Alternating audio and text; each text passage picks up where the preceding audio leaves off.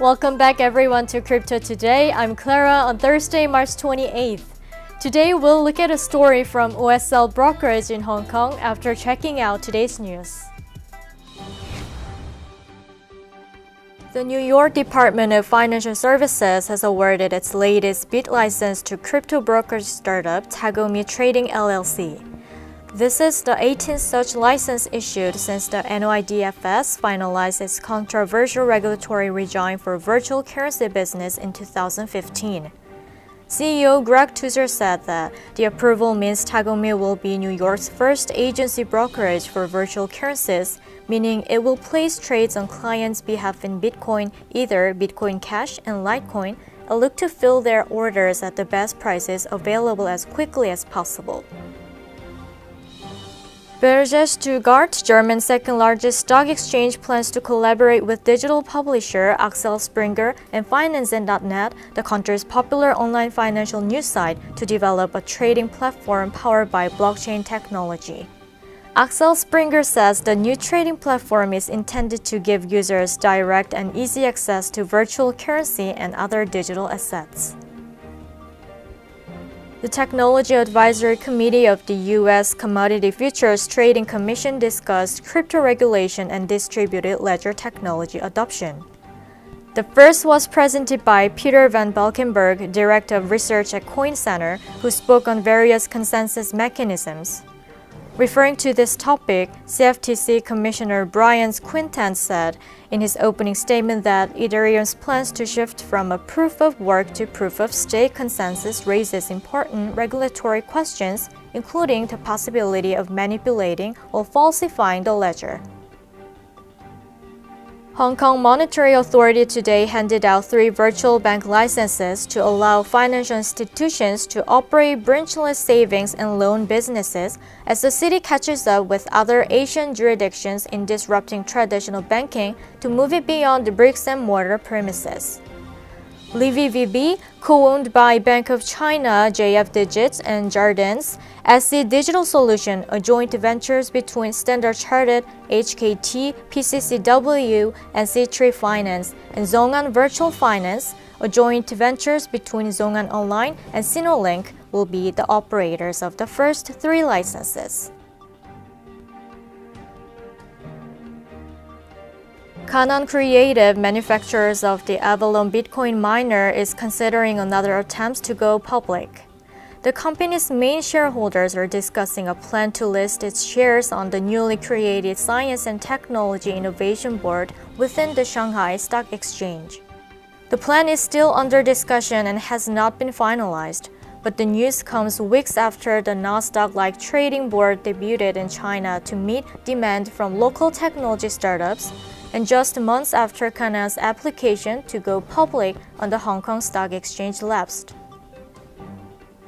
Ethereum Foundation, the key player behind the development of Ethereum, released a blog post titled Solidity Optimizer and ABI Encoder V1 bug, which spoke about a bug discovered in the ABI encoder and 2 bugs found in the optimizer.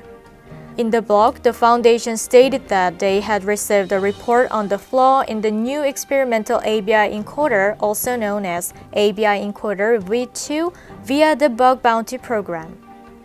The team further revealed that there were 2 bugs discovered in Solidity Optimizer over the past 2 weeks. However, these bugs have low impact. The P2P file-sharing giant BitTorrent has just opened the beta testing for its new product, BitTorrent Live. The new offering, which aims to become a decentralized Snapchat, will allow users to create content and stream it in real time on the BitTorrent Live mobile app. Viewers will be able to interact with the broadcaster and give live feedback in the form of comments, likes, and eventually payments. Elisa Bay, a brand from the William Grant & Sons, a liquor company, has partnered up with ArcNet, a blockchain tech company, to release what it believes to be the world's first Scotch whiskey tracked with a blockchain-based system. Elisa Bay will have a system that can capture the full distilling and manufacturing process, allowing customers to track their whiskey from source to store, ensuring authenticity and traceability. This system will allow customers to trace the origins of their whiskey by using an innovative web experience, which is individually tailored to each bottle. Customers will be able to track the whiskey by scanning a QR code on the bottles.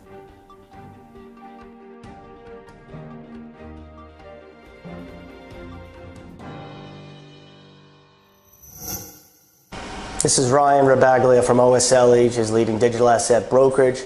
On to the news front. Here we start things off, coming off of Bitwise's research report regarding fake volumes across every major exchange. No surprise here.